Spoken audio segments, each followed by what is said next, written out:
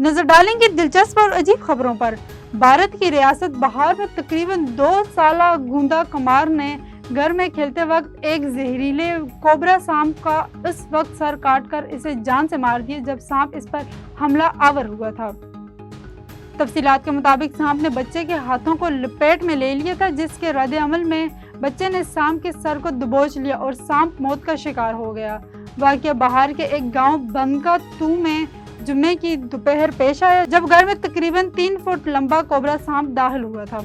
एक चीनी तहकीकाती टीम ने चांद पर ईंटें बनाने वाली मशीन तैयार कर ली, जो चांद की मिट्टी से ईंटें बना सकती है।